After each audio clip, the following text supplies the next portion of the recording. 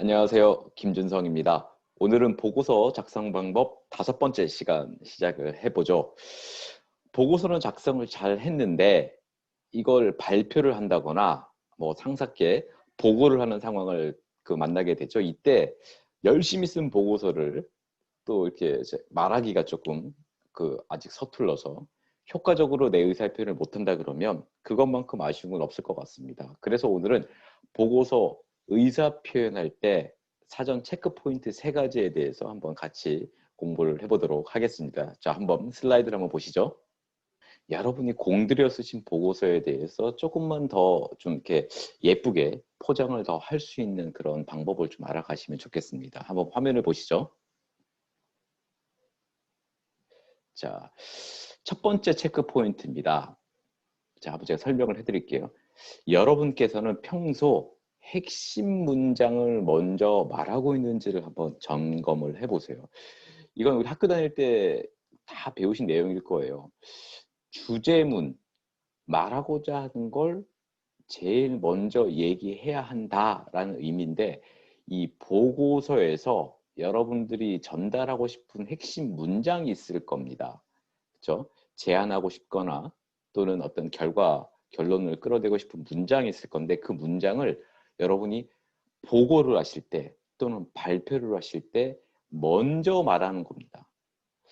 보고 발표라고 하니까 이렇게 거창할 수도 있는데 1대1로 말할 수도 있습니다. 예를 들어서 여러분이 보고서 작성을 했는데 상사께서 뭐 누구누구 씨 잠깐만 와줄래요? 나한테 준 이 보고서 내가 조금 이해가 안 돼. 이 부분이 좀 설명 좀 해줘 라고 했을 때, 여러분들은 그 상황에 몰입하게 되면 이 앞뒤 좌우를 생각하지 않고 연습이 안 돼 있으면 핵심 문장을 먼저 말하지 않습니다. 그리고는 자꾸 주변 얘기를 먼저 하죠. 아, 그게요, 팀장님, 작년 자료를 비교해 봤거든요. 그런데 작년 자료와 재작년 자료 그리고 이번에 나온 결과치를 비교해 보니까 뭐 이런 식인 거죠.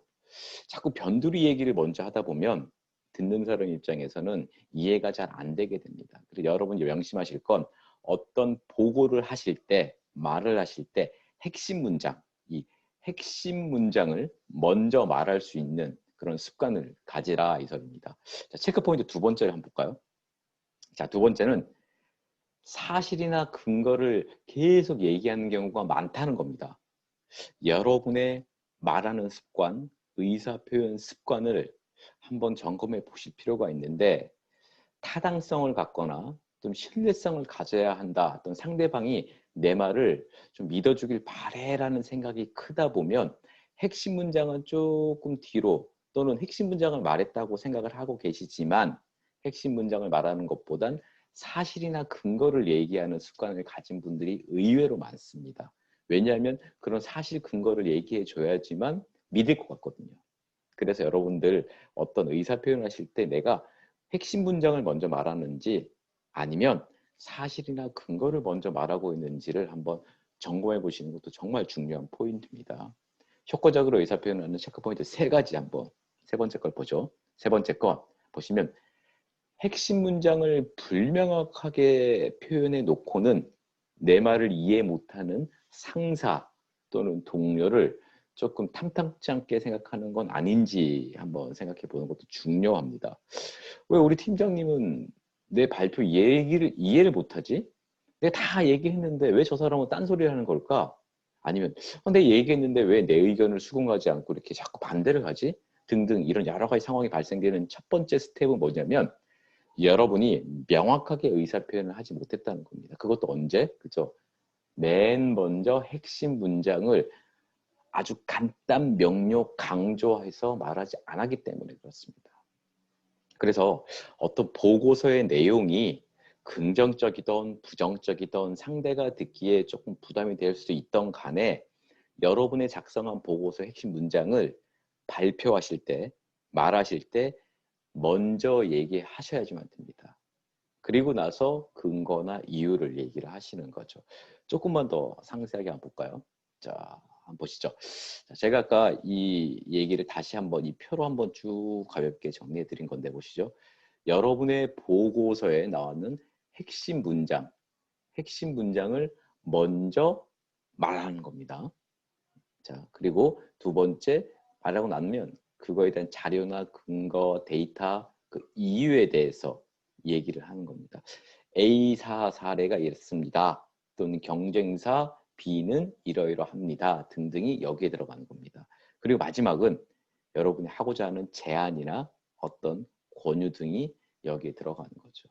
실제 여러분이 작성하는 보고서들은 여러분이 이런 데이터를 가지고 정리를 했으니 이걸 근거로 나는 이러이러이러한 뭐 건에 대해서 제안하는 바입니다 라고 하면 그렇게 보고서 스토리가 나오겠죠. 그러면 말을 하실 땐 회의실에서 발표를 하시거나 상사한테 어떤 말을 하실 땐 순서가 제일 먼저 팀장님 A 건에 대해서 이러이러하게 결과가 나왔습니다.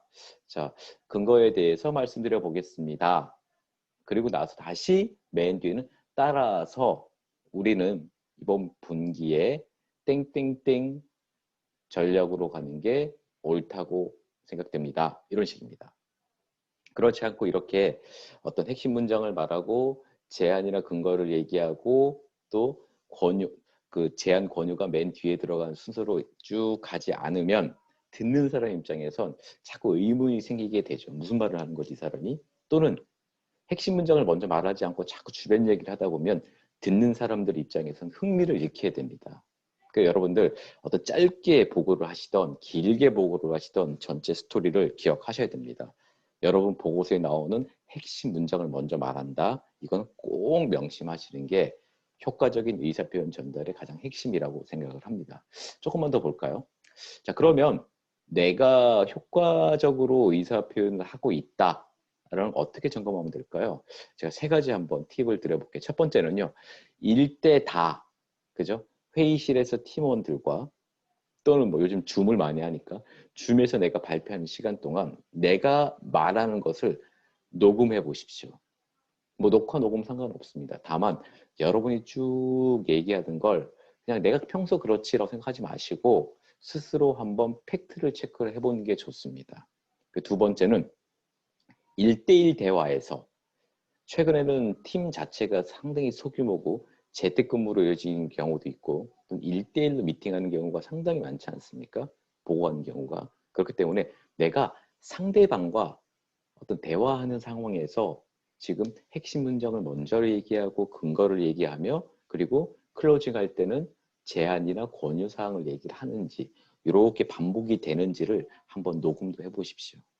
그리고 유선 전화로 많이 하잖아요. 그래서 다양한 어떤 영업 활동을 하시던 어떤 상황을 보고를 하시던 어떤 설명을 하시던 간에 내 업무 비즈니스 상황에서도 한번 통화 내용을 녹음해 보는 게 좋습니다. 그리고 한번 이걸 다시 한번 들어보세요.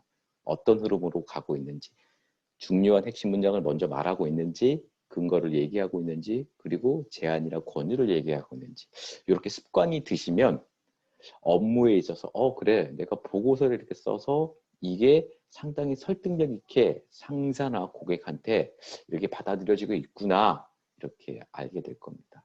자, 오늘은요 효과적인 의사 표현을 위한 체크 포인트 세 가지에 대해서 배웠는데 여러분들 보고서를 잘 쓰는 것도 중요한데요. 이 보고서를 효과적으로 표현하는 건 더 중요합니다. 한번 명심하시고 이 셀프 점검상 녹음해서 한번 들어보고 이게 좀 부족하구나 그러시면 보강을 하시면서 좀 보고서 작성 능력, 보고하는 능력을 쭉쭉쭉 키워보시기 바라겠습니다. 자, 즐거운 하루 되세요.